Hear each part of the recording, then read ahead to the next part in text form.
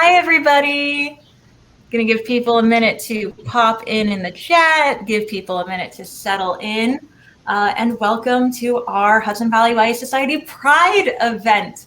My name is Nicole. I am the manager at the Rhinebeck store, and I am super excited to be here with you tonight because YA books are some of my faves. We are still waiting for lovely Leah Johnson to pop in. I think her camera and Crowdcast are fighting with each other. But we will start with our author introductions and get things rolling. So Isaac, why don't you tell us a little bit about yourself? Sure, thank you. My name is Isaac Fitzsimons. My pronouns are he, him, his.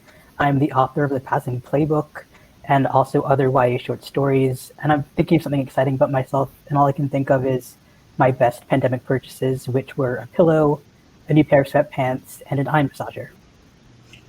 That's nice. I like that.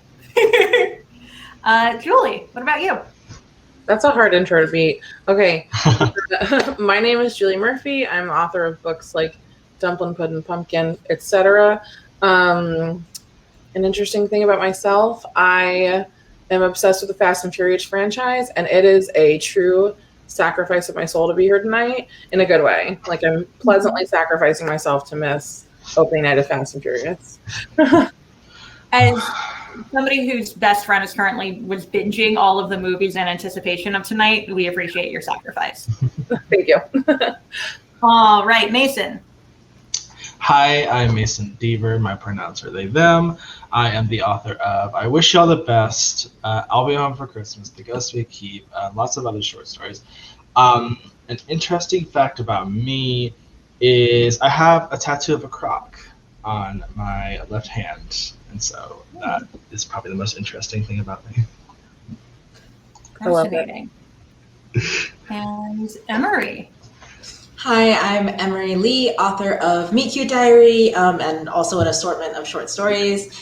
And I am a trans author who tends to write a lot of really queer stuff, and you can pretty much find things like boba tea, anime references, and the occasional mention of the Untamed in pretty much all of my books. So that is basically my author brand. Is it? Yay! Perfect timing. There we go. Perfect timing. Wow. I'm so, Magic. This is very embarrassing. I just want to put that in space. I'm usually very tech savvy. This has never happened to me before. I'm frazzled. Also, Emery, I'm so sorry for interrupting your intro. That was Leah, that seems like the perfect time for you to tell us a couple things about yourself. Well, I'm a mess. Let's start there. That's a good place to begin. My life is in shambles. Thank you so much for asking. No, are these just like fun facts that I'm giving? Yeah, like what books have you written? And I guess a fun fact about yourself is kind of what it became. Got it. It would make sense to say what books I've written. So I'm Leah Johnson. I am the author of the books You Should See Me in a Crown and the forthcoming Rise to the Sun, which will be out on July 6th. And I guess my fun fact is that I know about 5 chords on a ukulele, and I play them pretty religiously. Every song, it doesn't matter what it is, there's 5 chords and all of it. Sometimes 5 chords is enough. All right, before I spitball my first question at you all, just some quick housekeeping. So any questions y'all have in the audience as we go through, feel free to throw them in the chat. I will be taking notes as we go through and throwing them to our authors at the end of our kind of like mini Q&A conversation. So you can put them in there anytime. I'm keeping an eye out. And if you are listening and watching and you were like, oh my God, I need these books right now. Or when we finish, you're like, I need them, because you do, because they're books and they're amazing. And they make great gifts if you already have them. You will see at the bottom of your screen a little buy the books button in green. If you click that, it will bring you over to the Oblong website where you can get all of these books signed. Craig, you can use the question box if you want, but I will just see it in the chat, so feel free to throw it in there. Great. So let's get started. Let's have some fun. So we know queer readers are incredible and passionate and like the best readers, obviously. So how do you reckon with the idea that like that straight people might read your books? How do you make sure they feel seen? Because like clearly the queer readers are so superior. Anybody who wants to start with that? I can go first because I have my answer already planned out for this one, and I think it's because it's very straightforward. And my answer is that I do not. I have never once stopped to think, oh, are straight readers going to be okay with the way I'm writing my queer books? Like, I don't care. I mean, I know that sounds so mean and it's like kind of aggressive, and I always get called aggressive, but whatever. But the truth is, like, there are 1,000,001 books published every year with straight characters all throughout the book where queer characters are not even acknowledged as existing. There are so many straight authors who've been published since the dawn of time who literally completely deny all of our existences. So, like, I don't feel like I need to take even a single second of my time to cater to readers who are catered to in 99% of all books. So if a straight reader sees himself in my book, like that's super cool, like have at it. I'm glad you enjoy it, but like it's not for you. So I'm not going to put that time in there. Yeah, no, I think Emery really hit the wait. I always feel like I say this phrase wrong. Hit the nail on the head. I think that's hit the nail on the head. Yeah. I don't know what is up with that phrase. I can never remember if it's like someone's the hammer, someone's the nail. Brain. No, but like my books are never written with the straight perspective as something to be like found. Like I don't like.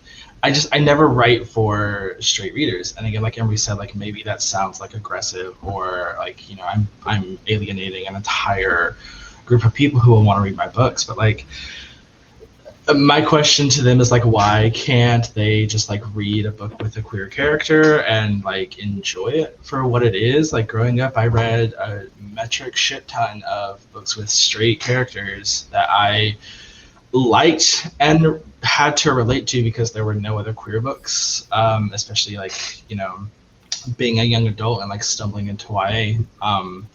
And so now the shoe's kind of on the other foot. We're asking them to just like enjoy a queer story and, you know, relate to even, you know, a small part of the character. And so, yeah, just copying Emery, but like I don't write for straight people to enjoy my books. Anybody else have an answer they'd like to throw out to that? I had an editor once, like sort of All Lives Matter, my debut, and say like, yeah, like your book is about a Black queer girl, but really it's for everybody. And let me just stop you right there in case you're thinking that out there in the audience. Sure, everyone is welcome to pick up my book, but like my books are always going to be written for Black queer girls. That's the priority. That is the position that I'm centering. I think, you know, like Emery and Mason both said, like we were expected for a long time, and even now, to be able to find some universality in straight love stories. And I'm just like, I'm disinterested in that. Like this is a very specific experience. And so writing from outside of the center and like actually making our narratives the center, like that's pretty much it. I mean, like also we got a lane, okay? We got a lane. And I feel like every time one of us tells a story, we're like reinventing the wheel. But like straight people are the ones with the burden of proof right now to like tell new stories because we've seen it all, okay? So everything I feel like we got going on is fresh and exciting. I had the opposite issue where the first draft with my editor, with the first draft of my book that I sent to her, it read a bit like a PFLAG pamphlet where there was just too much explaining about the trans experience. And so with her, it was about taking out those moments where I was explaining to the reader. And I think trusting that the reader is intelligent enough that if they're curious, they can look it up themselves. And also I want to say that books can't make you gay or trans, but I think there is sort of somebody thinks they're cis and het who reads and enjoys queer books, and then they realize later that maybe they might not be cis and het. And I think that happens a lot with readers, which is a good thing. I think we just lost Leah. Oh no. Just lost Leah. Curse. I'm checking. Yeah, it said she's still present, so it's possible her camera just got eaten for a moment, but that's okay. We will figure it out. We'll keep rocking and rolling. Yeah, I feel like so often with queer panels, especially, people are like, "Oh, there you are. Welcome back, Leah." People are like, "How do you write for a queer audience?" And it's like, it's not hard when that's who you are and that's your default audience. Mhm. With that in mind, though, it's been a hell of a year. I don't know if you know that. A lot of weird stuff has happened in the past year.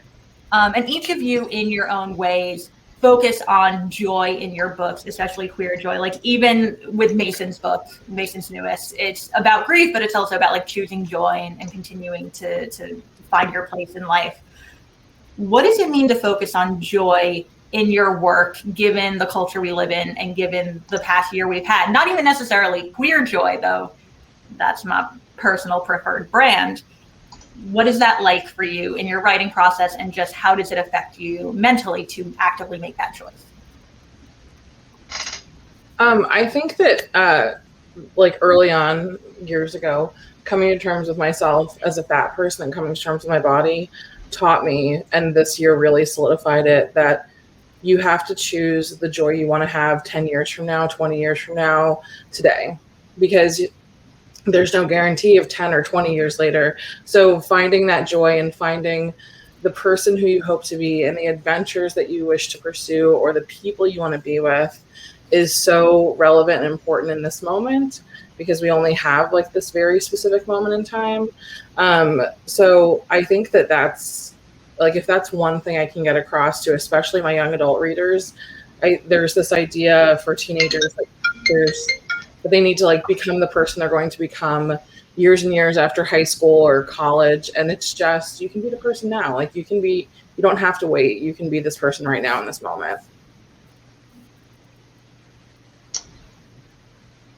I want that on my wall. Sorry. A FaceTime went off and I was like, oh my God, my brain. No, God, I'm killing it tonight. I think we're doing really well. Just really Leah, we're here to rep Scholastic, baby. No, I think for me, the central thing that translates to queer joy for me is hopefulness. Nicole's, like you said, The Ghost We Keep is not exactly a happy tale. There's a lot going on, a lot of sadness. It's a story of grief. And the key thing for me that while writing it, and the thing that I hope that it has sort of instilled in readers, is a feeling of hopefulness in some degree. The book is sad, but I also think that I peppered it in with moments like, this isn't a permanent feeling. Liam can find people around them who will support them and who will help them sort of out of the hole that grief has dug for them. And so even with I Wish You All the Best, which is largely more happier, it's a book of hope. It's a book that it's the story of Ben finding this other family and finding themselves. And so I think that is what's most important to me, is that my stories always come across as there's a light at the end of the tunnel that we can all strive to reach for. I'm really glad you said that, Mason, actually, because it gives me an opportunity to slide in this quote that I heard on a podcast the other day that I've been waiting for a chance to trot out. So John Green was talking to Sarah Ennie on her podcast First Draft, which I'm obsessed with, and he was talking about writing sort of sad boy, sad girl, like, emo books. And the thing that really stuck with me about the way he talked about his decision to write stories that have a lot of like really sort of sad moments in them is we need the type of hope that can stand up to despair. And the type of hope that can stand up to despair is not the kind of, always happy-go-lucky, always like everything's perfect, without flaw. The time when we need hope the most is when things feel the worst often, right? And so, an honest type of hope is a joy that also talks about, some other complicated issues. My book came out last year, a week after George Floyd was murdered. And so I had to ask myself a lot, like, what is the purpose of a fluffy rom-com in a world in which, like, Black folks are constantly under threat of violence? And the thing that I kept returning to is that what is most radical in a world that doesn't want you to exist, that seeks to erase your body, is to love and to live freely, openly, and happily, and that to me is the kind of hope that stands up to despair. And that's, like, I think what I want to always return to in my work. Yeah, I love what you just said, Leah. Like, it's so good. And like, I feel like as like a Black person, like, and as like a queer person, like, joy is very like fraught, and I feel like it's very I feel like it's also very intentional, and I feel like there's this kind of nagging voice that people kind of don't want you to be happy. Like, we're kind of expected to constantly be like on the defensive, constantly educating, constantly like, political and like activism focused. And it's like, we're people. And I've been saying this a lot on panels, but it's like when I wrote Me Cute Diary, like the whole point is that like he's a person, and like I wanted his happiness to essentially show like that his happiness doesn't have to be first and foremost informed by educating and like being an example to like especially people outside of his community. And so like I think, going based on like what Leah said too about like joy just being like something that can stand up to despair. Like when I wrote the book, it was very much, I was in a very dark place, and it was, during the previous administration where like every day something horrible was happening. And there were a lot of things happening in my personal life, and I was kind of at this point where I was like, I can't write something miserable right now because I'm too miserable. And so it ended up just being a book of like, how can I acknowledge that there are bad things in the world, but also create like a safe bubble away from all of those things. And so the book itself, like there's that mention of like, yes, transphobia is real. Yes, racism is real. Yes, these things are happening. Yes, they're out there. But also like, you can have a happy ending. You can have a happy story. And I think that for me kind of felt like the most radical thing I could do at the moment was just kind of say like, yeah, I can be happy. Yeah, I can focus on the joy. I don't have to spend all of my time and all of my energy just like being steeped in that misery that the world is trying to force on me. My internet went funny. I don't know if you can still hear me. Mm-hmm. Yeah. I can't see you. You all disappeared. But except for Nicole, you're there. But I completely agree with Emery. And I'll also add that there is so much joy kind of inherent in being queer and trans that cis people just wouldn't understand. So like getting to choose your own name, experimenting with your clothes, your hairstyle, experiencing that gender euphoria for the first time. Like for me, one of the best moments from early in my transition was donating all of my old clothes to a charity that provided like work clothes for women who didn't have access to it. And so with telling my story, I really wanted to show the joyful parts of being trans with Spencer, and to not focus on the trauma, which I think is so ingrained in queer and trans stories that we see today.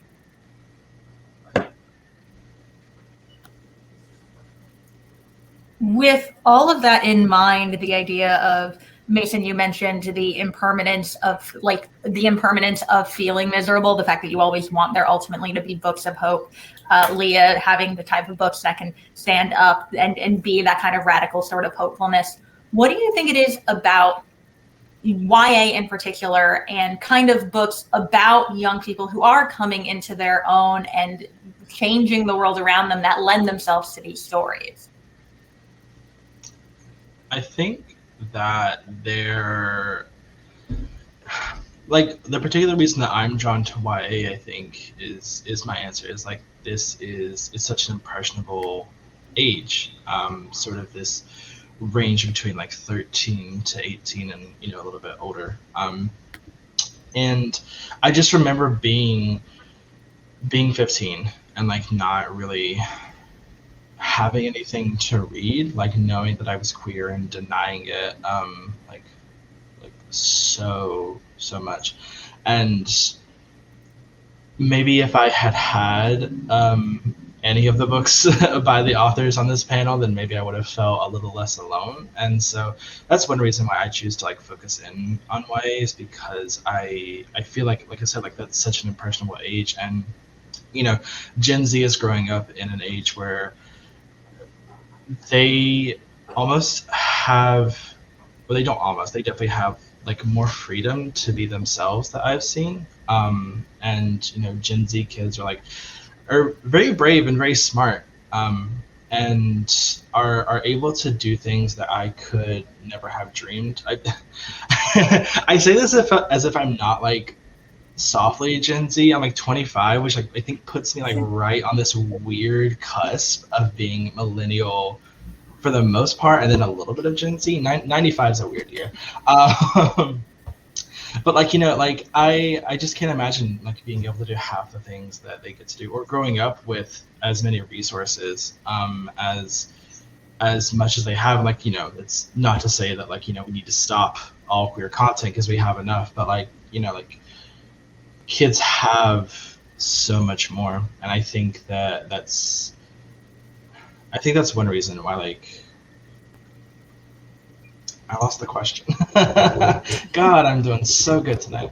But no, I think I think that's why. Thank you.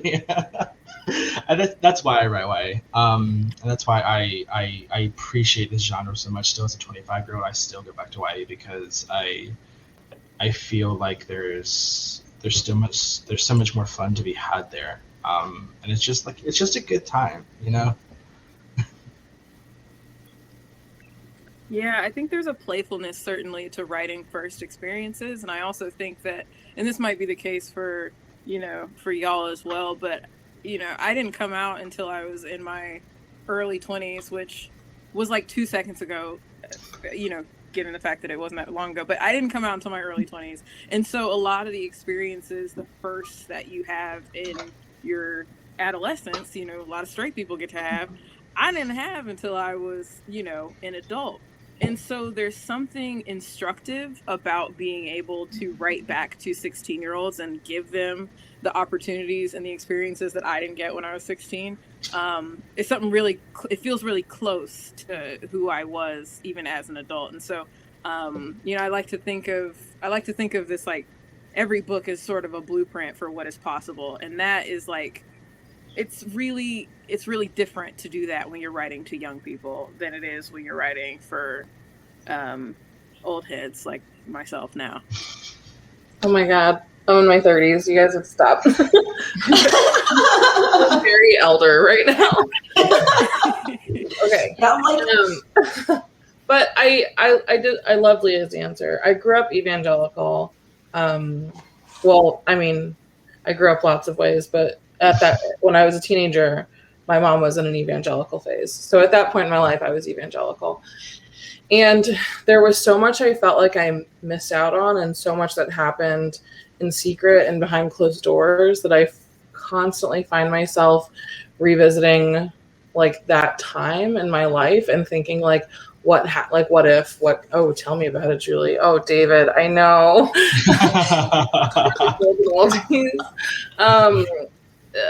So I feel like I'm constantly revisiting that. And then I know that we say coming of age and we think of like our teenage years, but I feel like I'm constantly coming of age and constantly having these new experiences where I'm like finally like leaning into like the age I am becoming and realizing how my life is shifting and how the landscape of my relationships and just life in general is changing, whether it's like my 20s, that great shift, or like I feel like mid-30s is a big shift when you realize you should have spent more money on dental work in your 20s. And so it's just note that, guy, y'all. So yeah, I think that's why I keep circling this moment though for me, is it's all the like what if questions. Yeah, I'm like, I feel a lot of the same because I also, I didn't come out until college. So I feel like to a certain extent, it's like, yeah, like there's all these missed opportunities that I kind of feel like I only get to explore in fiction. But I also think part of it for me is just like when I write a book, especially contemporary, but anything I write, I feel like I only write when I have something to say. And like, I'm still pretty young. I mean, I'm 25 too. And I think like, it's so hard for me to write a book to queer people of my own age and try to tell them like, here's what you can do to make your life better. Like, I don't know shit. Like, I don't though. Like, you know, and it's just like, but like, you know, like just the fact of it, like, I didn't come out until, you know, a few years ago. And like my experiences with being queer, my experiences with anything, the real world. I mean, I've been locked in my apartment for 2 years. I spent like 3 years in the world before that, you know, so, so it's just like the idea of writing these stories where like, you know, I'm talking to like other adults and being like, you know, interact with people, do these things. Like, I can't tell you how to do that. I don't know how to do it myself. I can't give you advice. At least like to a 16-year-old, I feel it seems like I know some stuff and have some knowledge because at least it's been a while since I've been there and I can't actually give you something that might enrich your life in some way. And so it kind of feels like when I'm writing YA, I'm actually giving something of value back into the world as opposed to writing to adults and just kind of like yelling at everybody. Like, I don't know what I'm doing either. I don't know. I think everybody's pretty much covered it. I mean, I had a crap time in high school. And so people ask, like, what from your high school experience have you taken in your book? I'm like, nothing. I would never want any child to, I mean, it wasn't too bad, but it was bad for me at the time. So I tried to write like what I wouldn't want a high school experience to be, and hopefully it's better for kids now. But yeah, just kind of writing to my younger self and all the kids out there who have experienced similar things. Yeah, I think you all kind of circled around something that I observed in all of your answers, with Julie talking about like leaning into the age you are now, Emery talking about like giving value back into the world, and talking about that kind of joyfulness in queer identity and kind of that hope we see is the fact that writing YA stories with hope and joy make teenagers actually want to be the age they are and not like rush past it to get to college, to get to whatever is next, and actually sit and enjoy it for a moment. Which, like, as somebody who also didn't come out until they were in college, like, I wish I'd had a chance to do more of.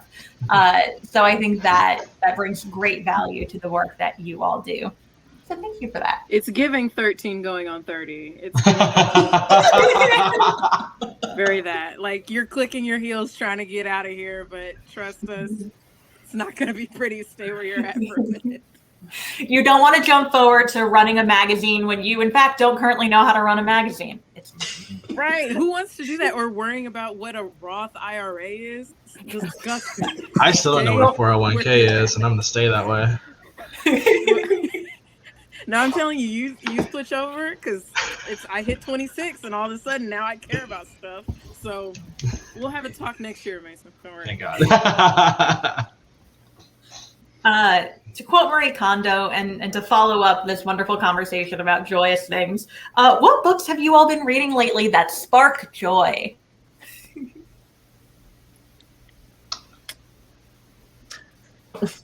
Have you been reading lately? Let's start there. Leah, you know how to read. No. Have you ever seen a book? Boom. Oh, God. I loved this. Let's start here. I also loved The Girl from the Sea. Now, look, you're not going to hear me talk about any other books except for The Girl from the Sea right now, because this is joy in graphic novel form. Everybody needs to go pick it up immediately. I very rarely finish books, but I'm not going to lie, I don't finish a lot of books. But I read that in one sitting. I thought it was great. I read that one recently and loved it too. I think one of the most. I do keep Mason's books next to my in case somebody else. The last book that I finished was last week. It was called In the Miso Soup by Ryu Murakami, and it was a horror book about a person in Japan committing murder, so I don't think it exactly sparks joy. I do have Leah's new book on my nightstand ready to start, so I'm gonna go ahead and say that is sparking joy when I get to read it, hopefully before it comes out, because I'm a very slow reader. I'm going to say I Am Not Starfire by Mariko Tamaki. It's a new graphic novel. It's about a young, fat, queer girl whose mother is a superhero, like a super hot, thin superhero with like long, bright red hair. And also, awful trolls on the internet discovered that this was a graphic novel about a fat, queer girl and have been trying to like sink the ratings. So it's my mission to talk about this like every day for the next 2 months. It's so good. I loved it. Adding to my TBR now, just to spite those trolls. I read May the Best Man Win by Z.R. Eller recently, and it's about two boys who are battling to be homecoming king. One is the head cheerleader who just came out as trans, and the other one is his ex-boyfriend. And it is such a messy, fun book. The characters, they screw up, they hurt each other, they hurt themselves. And that's why I love it, because it kind of shows that you can mess up and you can do bad things, but have it work out in the end, which I think is important for young people who kind of catastrophize over like a failed test or a failed math quiz, and it's not the end of the world to mess up. And that's why it sparks joy. Yeah, I think the last book I finished was The Witch King by H.E. Edgman. And that one was really, that one was definitely like a fun ride. I feel like I wasn't expecting it to like take all the turns it took. But I feel like that one was great, and it's a very trans book, but like with it's technically a contemporary fantasy, but it feels a little bit like a high fantasy. So it's very like, it's still very like, I feel like real world trans people, but like with like the like full immersion of a fantasy book. So I feel like that one was really fun. And that one is an Indies Introduced pick as well, which is fabulous. So we've got some questions from the audience. Before I jump into those, is there anything else any of you want us to know about your books, writing, anything you want to throw at us before I throw some more things at you? The ghost we keep is not supernatural. I don't know. I know why I get this question, but it features no actual ghosts. That is a comment I have gotten on Instagram before. It's like, why were there no ghosts? Because there aren't. It is full contemporary. I'm very sorry. Anything else? I feel like so one thing I would say about my book, which I actually have right here, Meet Cute Diary, is I think a lot of people go into it thinking it's going to be a contemporary like issue book with like romantic elements, or like a contemporary romance. It's like, you know, like a drama romance. And I think they miss that it's a rom-com. So it's a comedy. Like, it's first and foremost a joke. So like, I just had a lot of people be like, oh my God, like Noah's so mean. And like all this kind of stuff. Like you're supposed to laugh at him. Like, you're not supposed to take the things he says seriously or literally. It's not a serious or like literal book. It is a comedy. You are laughing at him. You can laugh with him if you want to. I laugh at him. So that's my personal take on that. I feel like could have a whole conversation just about the expectation of queer and diverse stories to be serious stories over like joyful, fun rom-coms, because that seems to be the default assumption about books. And like, actually, we're allowed to laugh. We're allowed to just have a good time. It's kind of cool. Like, it's actually like a really good time. Like, I think, you know, people do expect a lot of trauma or tragedy from us, but I'm glad I get to sit with you all who have done such beautiful work already of like telling joyous stories. Even Mason, who did give us this ghost book. My supernatural horror ghost book. Supernatural horror. See, now you've said it, but somebody's definitely going to be like, Mason said it was a supernatural horror ghost book. I've learned that like my sense of humor doesn't always translate well to my internet audience. I love being a troll. I love being an asshole in the jokes that I tell, and sometimes people take them way too literally. It's great. So good. Anything else? Anybody else have anything else they'd like to say before I throw the chat questions at you? Good. All right. So we've got a few. I will start with Nina's. So Nina's is a little long, so hold with me. Nina says, I am a high school librarian and wanted your thoughts on labeling our books with LGBTQ plus stickers. I am a genre library and I bought cute stickers. The kids loved them, but I was told by other librarians not to use them because it outs students. I felt terrible and didn't think about that because I was just excited to bring gay queer books to our library that were not represented before. So what are your thoughts on basically having an explicit label so that kids can find them, but also the cons of like that kid is definitely carrying a queer book around? If you have any thoughts. No, I struggle with that one because my book, which is behind me, it has, I can get it. I mean, it has two boys on a blanket holding hands. And so you look at it and it's pretty clear that it's queer.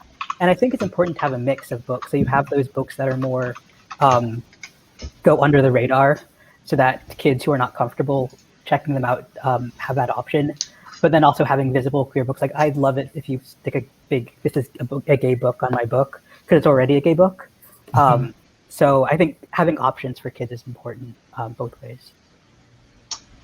I think Isaac is right. I think there's no correct answer, but there's no wrong answer either, because like it's very shitty that a kid feels that they are not, like, it's not safe enough for them to read a book because it has a tag on it, or if the cover is like explicitly or hints at it being queer. And so I think, I think this is one of those questions where there is no right answer, because you want kids to find as many queer books as they can get their hands on, but at the same time, you don't want to risk causing them any kind of like harm or distress, whether it be at the library or at school or in their home.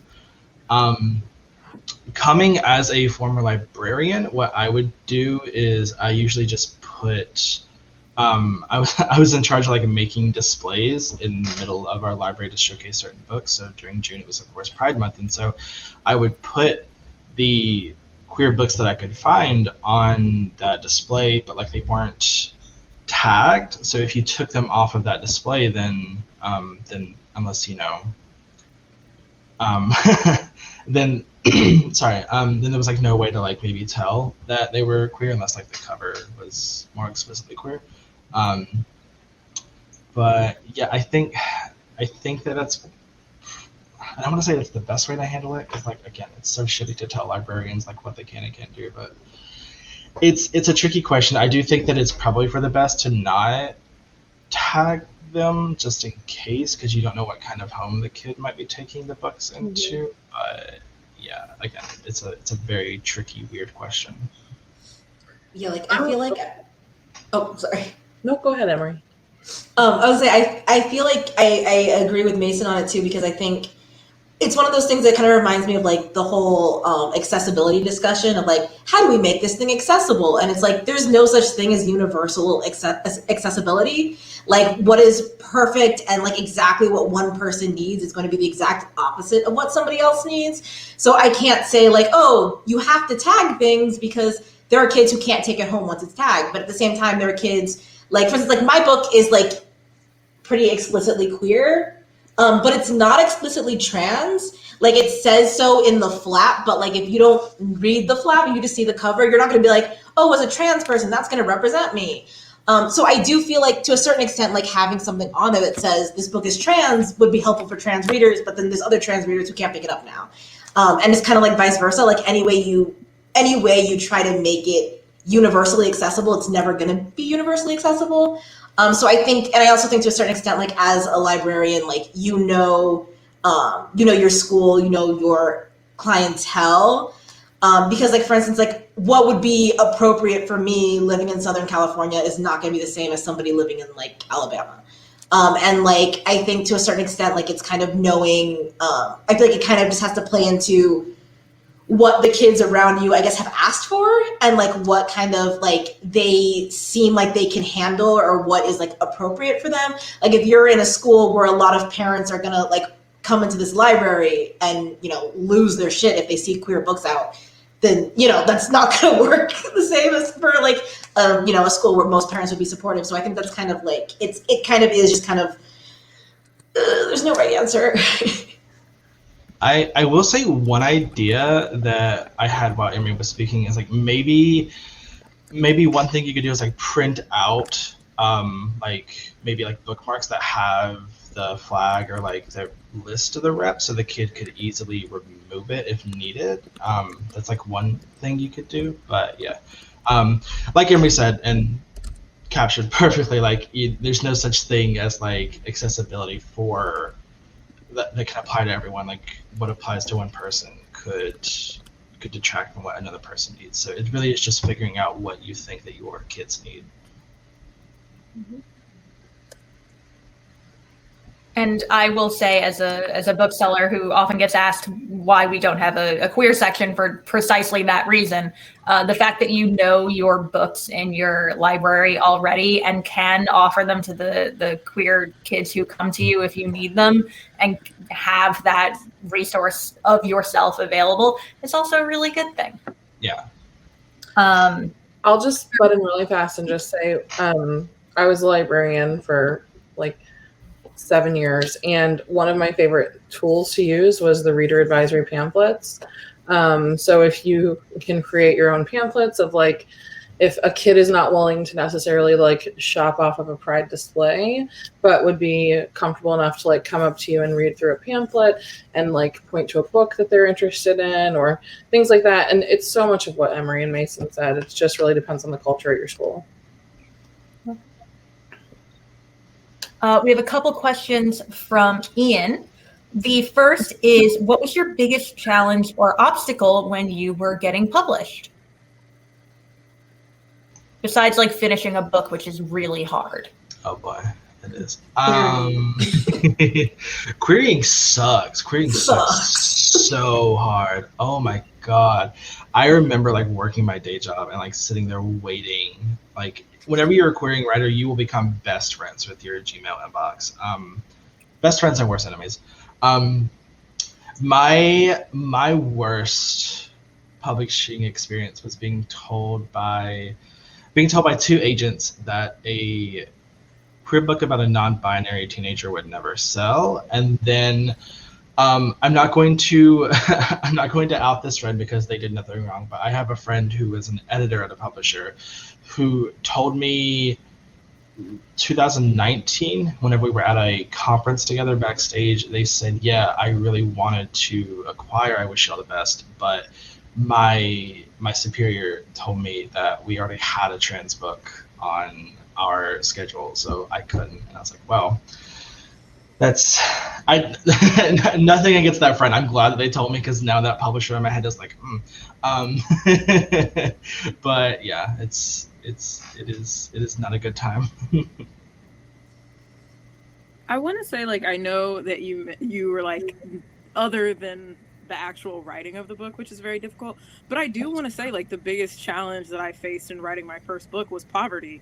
I was poor, and I had always been poor, and I came from a family that could not support me, and so I didn't have the option of, like, just having like a Walden Pond moment, disappearing, having my mom bring me sandwiches while I sat at the typewriter and just like wept into the pages every day. And so I want to give anybody out there who's struggling to like make ends meet and also be an artist, that there is like no shame in having a hard time. There's no shame in not wanting to write or not having the energy or the time to do it. Like, you are a human first and an artist second.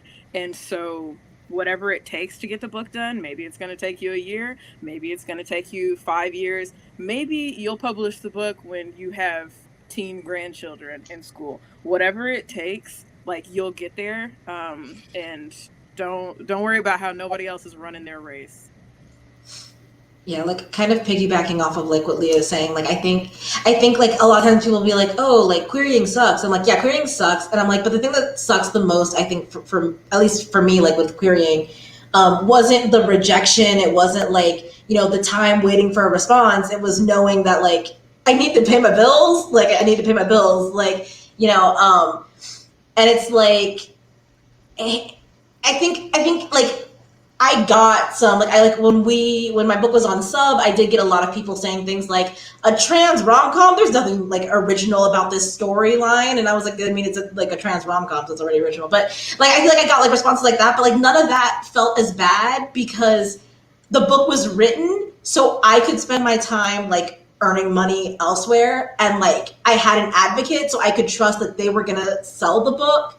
I feel like the hardest part is just being in the query trenches, because at that point, it doesn't matter who's trying to support you. Like, you can have 1.5 million friends cheering you on. You can have like all these people telling you that you're an amazing author and that you're going to go far and like all this kind of stuff. But it doesn't mean anything if you can't support yourself and if you can't like keep your life together. And I think that people underestimate how much work goes into just like the querying process, and again, like the drafting and redrafting process when the first book you query doesn't get picked up and the second book you query doesn't get picked up, and like all this time of constantly having to churn out more and more books and better books just to make sure they're absolutely perfect when you also have to stay alive. And so I think that's just the thing that people like, I think, especially like once they're people who either queried really fast or who had like financial support or who you know, queried like forever and a half ago and don't really remember it. I think the thing that people kind of forget is that like, yeah, like your querying is that point. I feel like post querying, you're in the industry. You now have like almost not a guarantee, but you have like, you know, that likelihood that like, okay, we're getting there. In querying, you're like, this could take years. And in that time, I don't know how to stay alive while I try to get there. Yeah, there's again, I could have an entire conversation just about like the inherent financial privilege of the publishing industry and how like the ability of like, there's an expectation on YA writers to churn out a book a year and how that actually isn't feasible for a lot of people. And yeah. Especially when advances are so low. So, right, it's so exhausting. Writing that much is like really, really exhausting. And like, you can love what you do, but also be very, very tired. This I've learned. Especially if you're in like the early stages of your career and it's like you still have to have a day job, and like especially if you didn't come from money, it's like there's so much budgeting. The taxes are insane. So yeah, writing isn't like the craft, but not all of the things that come around it is definitely rough. Julie, did you want to add anything to that? Isaac? I mean, to really just piggyback off what Emery and Leah said when my spouse asked this question. And I think hey, Ian. A few weeks before I got my either my first offer on a book or when I first signed with an agent, he lost his job. And he was like, I was like pulling 2 shifts at 2 different libraries, and it was suddenly like there was so much more writing on this book becoming a thing. Like what went from a hobby while I was sitting at the reference desk waiting for patrons to come up and talk to me suddenly went to, we have to provide for ourselves through this. So that was really difficult. And then to slightly move away from that, one really difficult thing that I encountered my first few books was that a book would come out on release day and I didn't give a shit. Like a book would come out and I would go to the store and I would see it there, and you're supposed to have like this big emotional, exciting connection when you see your book in the store for the first time. And I thought it was like this awful like book postpartum in a way. Like I didn't feel a connection. Like it was like, this is great. Cool, exciting. But then over time and through therapy, I realized that it's because that part of the process is not the part of the process that brings me joy. The part of the process that brings me joy is the actual creation of the book. And so that's really what I think is a really healthy way of looking at it. Like, you can look forward to those exciting goals and like landmarks of your publishing career, but if the actual process of creating that book and bringing it to life isn't what's bringing you joy, then all those other moments are moments that you have so little control over. You can't control distribution or how big of a launch it's going to be or anything like that, but you can control the actual product and the actual book itself. So finding joy in the right places was a really important lesson for me to learn.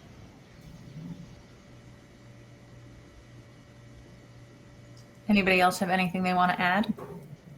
I think everybody's covered it really well. I'll just say, like, the moving goalpost is difficult. So first it's finishing a draft, then it's polishing the draft, then it's getting the draft ready to submit to an agent. You query, you get an agent. That's great. But then you go on sub. Then after you get on sub, you get an offer. Then you get the offer. Then you do revision, and then like the book comes out. You want to get on lists. You want to get interviews. You want to do webinars.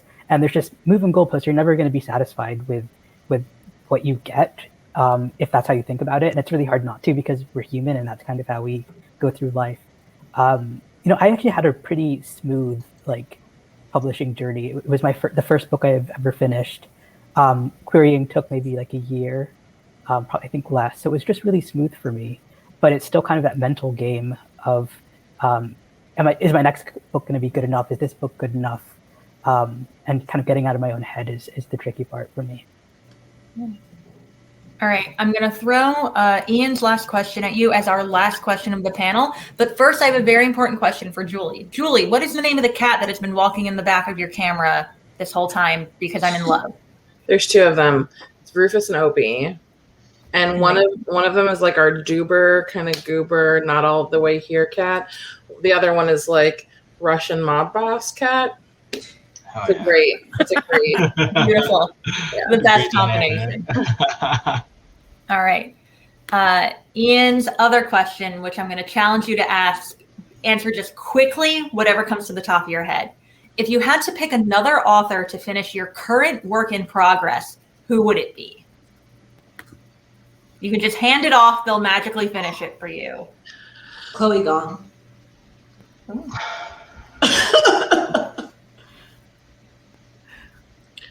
Well, I'm currently co-writing an adult book, so I certainly hope that my co-writer would finish it for me. But if it were a YA book, it would probably be Jennifer Mathieu. I think Case and Calendar with what I'm currently working on, because it's that balance between romance and heavier subjects that I think Kaysen is very masterful at pulling off. Yeah, I think that my first thought, just based on tone, was Adam Silvera, but then I was like, it's literally a Chinese and Japanese mythology book. And I was like, I'm not gonna ask.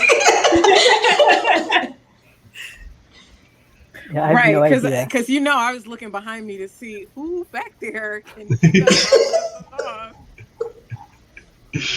Isaac, I'm sorry. What was you saying? No, I was doing the same thing. I have no idea. Whenever on a panel, if I ask about a book or an author, I'm like, what is a book? Who is an author? Like, all the names just go out of my mind. So I honestly could not answer that question. I can get back to you, Ian.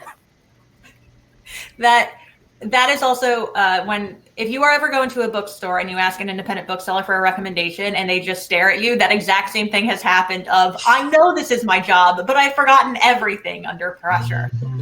But I think I think you don't have answers. I'm gonna say, if Becky Albertalli were Black, I would give her whatever she wants. She could take any one of my stories and just run with it. I love that. All right, so that is it for us. We've hit our time. Thank you, everybody, for coming today. Thank you to HarperCollins and Scholastic and Penguin Random House for publishing these wonderful authors. And thank you, wonderful authors, for talking with me for an hour. That was great. Yeah. As a reminder, you're such a good moderator. Thank you. As a reminder, excellent bridging from question to question. I work really hard on that, so thank you for doing that. As a reminder, you can get everybody's book. I'm not holding Isaac's because one of my coworkers stole it. at the Oblong Books website. You can hit that Buy the Books button or just go to oblongbooks.com. We currently have signed copies of everything except Leah's, which is not out yet, but we will have signed copies when it comes out. Buy books. They make great gifts. Follow all of these authors online. Support them. They're incredible, as you just saw from their hour-long conversation. And thank you all so much. Say bye, everybody. Thank Bye. you. Thank you. Cool. Bye. Bye.